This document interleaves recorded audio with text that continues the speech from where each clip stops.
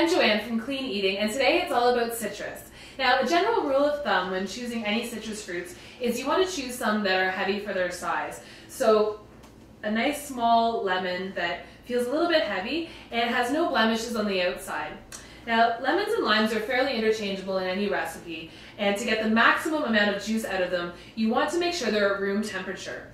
Now, if you store them at room temperature, they'll keep for about 2 to 3 days and for about a week or 2 weeks in your fridge. Now, to get maximum juice, you can roll them with the palm of your hand, and once you slice them in half, then you can just squeeze them out. Now, limes don't have any seeds, so you don't need to worry about straining them, which is nice. Next, we have tangerines, and these are a perfect snack to take with you to work for your lunch. And they've got very thin skin, so they're really easy to peel. These aren't very good to cook with, so just use the sections any way you like, in salads or just to snack on. Our next orange is the navel orange. Now, these are good if you want to segment them to use in salads. So, simply cut off the end and slice around the edge, making sure that you get just all the white parts and none of the, or as little of the flesh as possible. Once you've got most of it taken off, if you've missed any bits, don't worry. Just turn it over and take your knife and cut off any little pieces or big pieces that you've missed along the bottom.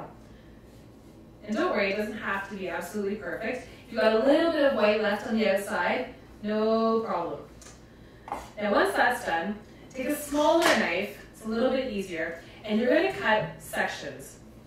And once you cut the top off, you're going to cut in between the membranes of the orange, and you'll get beautiful pieces without any of the membrane attached. And these are perfect for your salad, especially if you want to impress your guests with all the hard work that you've done. Next we have our tangelos. Now these are a combination of a pomelo and a tangerine. They've got a little sort of a nub at the end of them, so they're very distinct that way. And these are really good just to eat for a snack as well.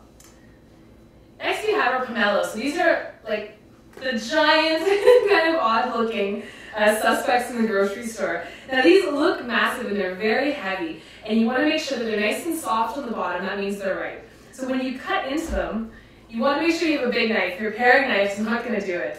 So make sure you have a big knife, and you can just cut them right in half. And you can see it's got a beautiful color inside. It's nice and sweet, and it smells really delicious. And the skin is very, very thick, so you can just scoop it out and eat it. It's very delicious.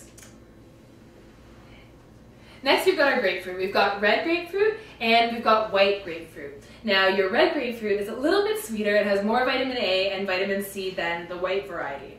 When you cut them open, they both look absolutely beautiful. There's our red, and here's our white. You can combine them together if you like. Now, grapefruit's great in salad dressings. You can squeeze them out and make a really good vinaigrette with it, or you can try something different and use it to marinate some chicken. Now, we have an essential tool in our kitchen, which is our zester. And this is something you can use to zest any of these citrus fruits and to add any flavor to your dish. Now, zest will add a lot of flavor and really brighten up any sort of marinade or salad dressing that you have. Now, when you're zesting, you want to make sure that you only use the outside skin and none of the white pith. The white pith is bitter and won't add any good flavor to anything that you're making. There you go. You've got nice, beautiful, thin zest, and it's absolutely delicious. Like the lemons and limes, all of your citrus fruit can be stored either on the counter for 2 or 3 days, or they'll last for about a week in your fridge. I'm Joanne, and join us again for more tips and tricks at cleaneating.com.